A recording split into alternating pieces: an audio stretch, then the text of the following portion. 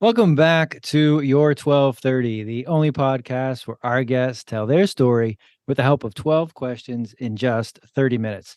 I'm your host, Mike Salitro, and today we are thrilled to be joined by Braith Bamkin. Braith is a business owner, author, and speaker who has supported over 2,200 plus entrepreneurs in multiple industries by merging corporate and small business know-how. His talks, centered on purpose, intention, and connection, are engaging and down to earth. With a background in leadership, marketing, and business development, Braith provides practical strategies with a focus on people. Braith, welcome. We are really excited to be speaking with you. Oh, mate, it is so good to be here. I've been looking forward to it. I really like your show. I love the format of your show. It's unique. And I really appreciate you inviting me on to talk to your fabulous audience. Of course, and thank you for saying that. That is wonderful to hear. And we are very excited to be speaking with you. Hit the subscribe button, listeners. Hit the subscribe button. Appreciate that. I want to start in the middle of that bio. Talk centered on purpose, intention, and connection. We talked about that briefly when we initially spoke, but I love how you can use it as your anchor. What can you tell us about that, and how did you get there to have that be the center of your talks? Yeah. Well, look, we talked about this previously, but I've had a big, long entrepreneurial journey. I've won some, I've lost some, like every good entrepreneur.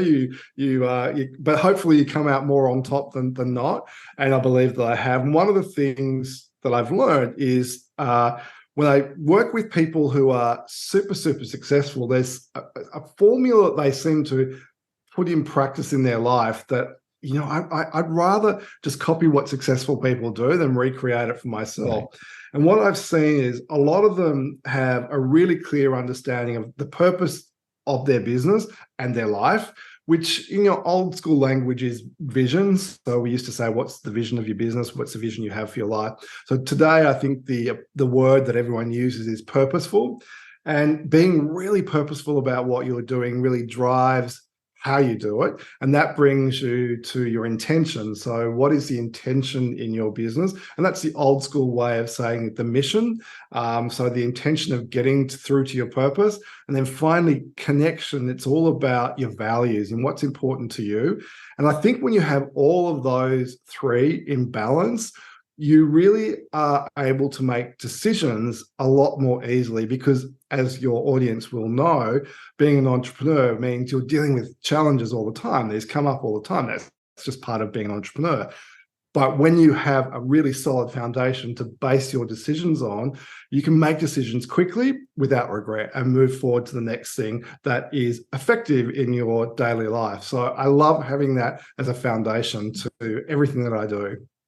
That's a great explanation, and the way you describe it, especially as that foundational piece, it makes a lot of sense, and it helps kind of slot in why we do what we do, who we do it with, and how those things come together. Yeah.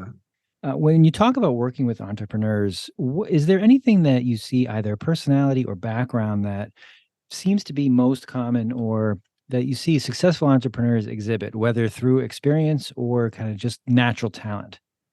Yeah, great question.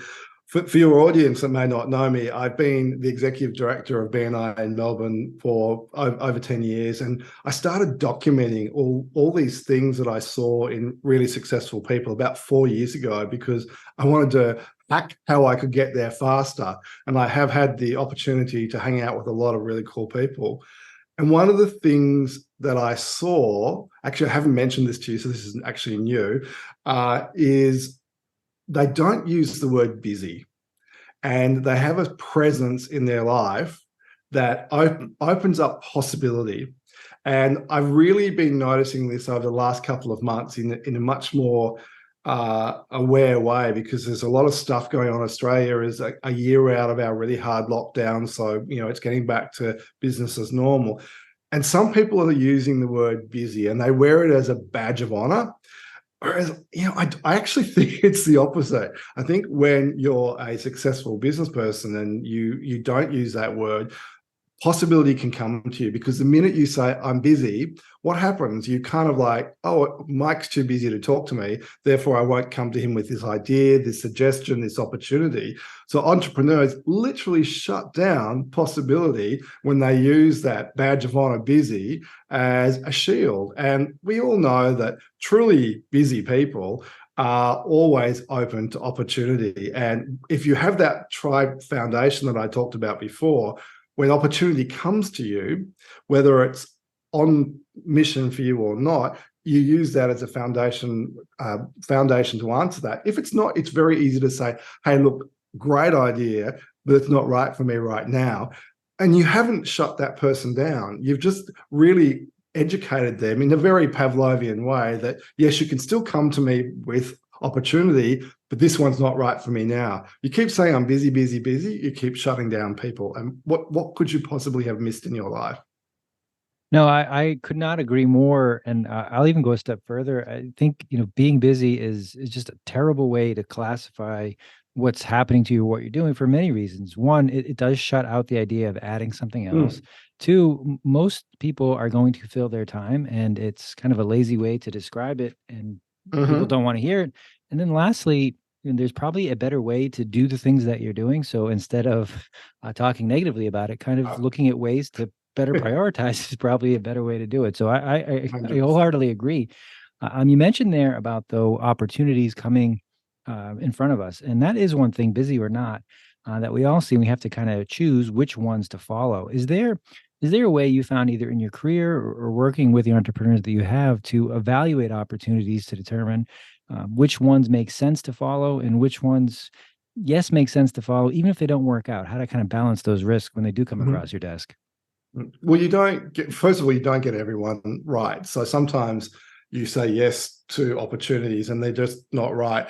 So the key is knowing when to let go. And so if you say yes to something and you're pursuing a path and it isn't right, just let it go when you know, because you can go down a rabbit hole and it can occupy your mind, your time, your energy, and your resources. So being very clear about this is not right for me now is a skill set. But when I come back to my intention and my purpose, it's very easy for me to decide whether or not the opportunity is aligned to what matters to me.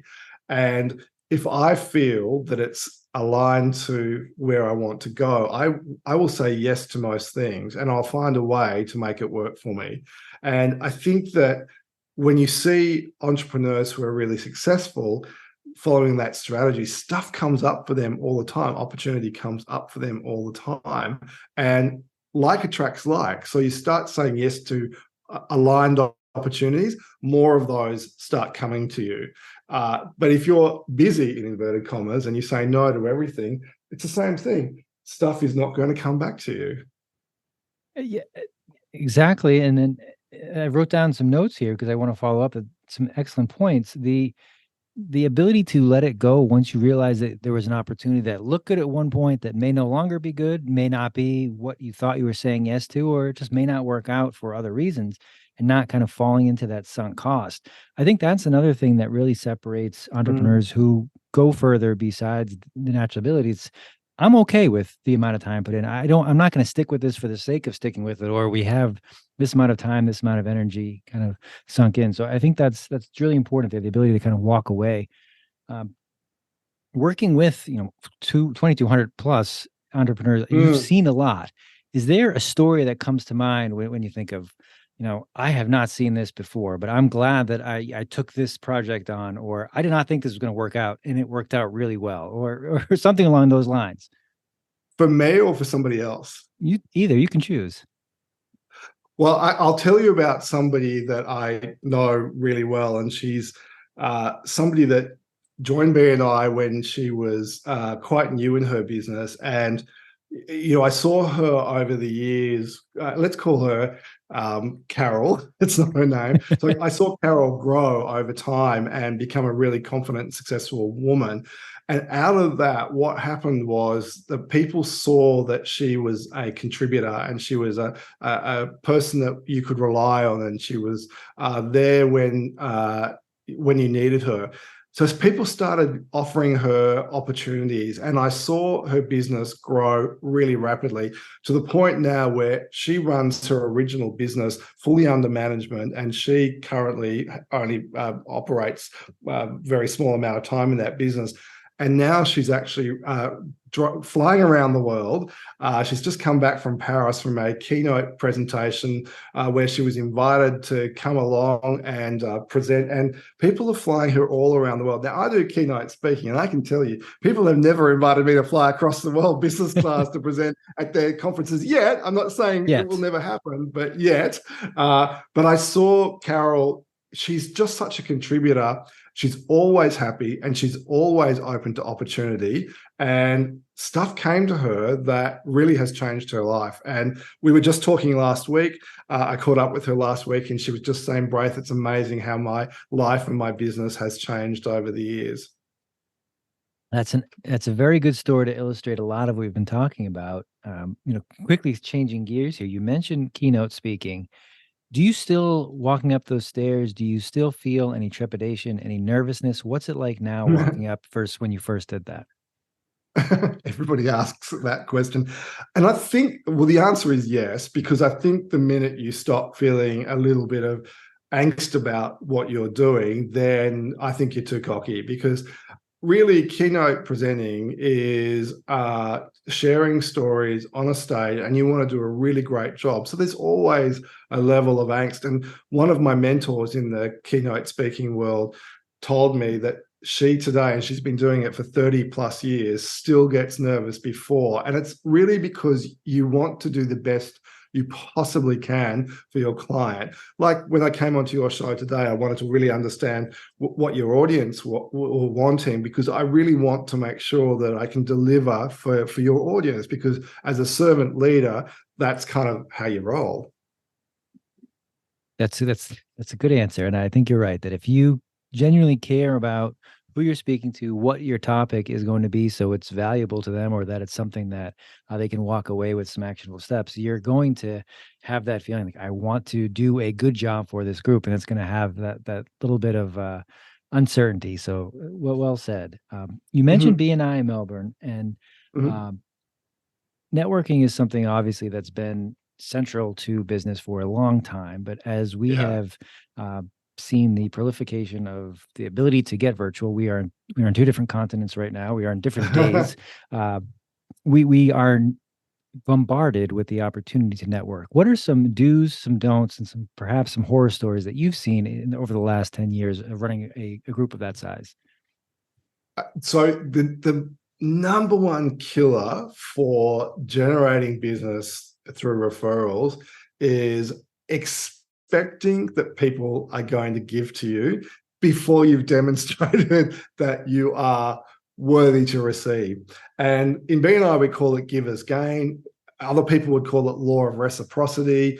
There's a lot of ways of talking about it, but unless you're willing to show up for other people and you genuinely want to help other people, people smell a rat and they don't want to help you. And so often I see people who don't do well as members in BNI, and they ring me and they have a complaining session when they leave. And I step back and I say, well, let's deconstruct what went down during your time there. And you can see consistently, they don't do the basics. They don't invest in getting to know their fellow members. They don't show up. They don't turn up on time. It's all the things that we know as leaders are really, really important. And so helping other people first and really wanting to make a difference for other people is the foundation for success in referrals. My very first boss taught me this in the late 80s. I'm that old, in the late 80s. And she said, if you want to succeed in business, you need to learn how to network. And to network really well, you have to care about how the people around you succeed. And that's over 30 years ago. And I remember it like it was yesterday. And I live by that mantra today. And, you know, good things happen to good people. So if you come with that mindset, it might take time, but good things will come to you. You're absolutely right that it is about having the right mindset, the ability to help others, genuinely to see them succeed, to do something that provides a positive outcome for them, or at least puts them in a position to succeed, and then not expecting anything in return. because Yeah. that if you're doing something solely for I've done this, now you need to do something for me, that is very Yeah. transparent, and Yeah. it's not going to work out. What I wrote down here, and it kind of goes hand in hand with the keynote speaking, is show, don't tell. That you need to Yeah. be there. You need to go through the reps. You need to demonstrate that not only am I here for the right reasons, but when you do make that referral, when you make that introduction, I'm going to do a hell of a job. It's not just I'm showing Yeah. up. I expect you to do this for me. So that's I really like the way you kind of talk through that there. Yeah. Well, thank you. And the best referral I ever received, somebody gave it to me 18 months after they'd met me in BNI. We'd been there for a long time. And he went out of his way and took me to lunch with the person he wanted to refer to. He sat through a 90-minute lunch, and he's a lawyer, and that was on the clock. And he invested that time in me because he knew that referral was my dream referral. And he made sure that happened, and he edified me. And to this day, I'm still talking about that story 15 years on. And that man will always be, anytime he calls, I'm picking up, right? That's wonderful. And 18 months can be a long time. So I will ask, you know, sometimes we'll say, well, I don't know what else to say. I want to keep this going, but I'm not sure what the right. I can only check in so many times or ask if I can help out. So over using that example with the year and a half, what advice would you give somebody saying, well, I want to stay in touch with Carol, but I don't have anybody to introduce them. I'm not sure what to ask them. What's a good way for me to stay in touch without being needy or being, please help me Yeah. out here? Yeah, no. So turn that on its head. You're on the right path. But I would sit down with the Carols of the world and say, Carol, help me to work out how I can help you better. How can I help you better? Because I don't know what I can do to help you anymore. And it's incumbent upon Carol to then teach you or teach me how to make it easier for me to introduce her to the people that she wants to be introduced to. So if you don't take responsibility for teaching people about how you want to have introductions in business, or the kind of business that you want, you're not going to get it, right? So you need to take responsibility to teach other people, because they don't know about what you want or how you want it. But often we find that when things aren't flowing, where we've kind of feel like we've reached the end point, but if you simply ask, how can you help me help you more? That is, if you've ever used that question with anyone, it'll change your relationship forever, because immediately you have been elevated in their mind as, oh my goodness, because no one ever asks that question, right? Like that's a really skilled person's networking question. But every time I've said that, and they come back with 10, 20, 30 things, whatever that you could possibly do. And at the end of that, you go, wow, that's really great. And I'd love to show you the same thing for me. So then you get that reciprocity as well. And that is a near perfect question, because one, it can be delivered at any point, and if Mm-hmm. you truly want the answer to it, they will happily tell you, and it puts you in a better Yeah. position for, well, now next time I know what to bring to you, or I know what to look for, and it Yeah. shows again that I have a genuine interest. That's wonderful advice. Thank you, Braith. You also mentioned over 30 years of experience, having multiple decades and being in different working environments. What have you seen that has remained? We talked a lot about what's remained common or constant. What changes have you seen, maybe for the better or the worse, from when you had started in the 80s and 90s, and not today? Mm. As we are nearing the third quarter of 20, we're in the third quarter of 23. I know, right? It's crazy to think. Look, I've seen technology come in our lives at a speed that in the 1980s I couldn't have comprehended. And I remember when the first fax machines were being used, it took a minute for those little thermo printers to come out, and we were excited they'd come out the other end of this fax machine, and we would talk about how technology was going to change our lives, and we'd be all sitting on the beach and the machines would be doing the work. But in the 90s, I actually worked in telco. I worked for Nokia when it was really cool, before it sort of disappeared. And it was a really fun time to work for Nokia, because, they were the brand. They were the Apple of the 90s.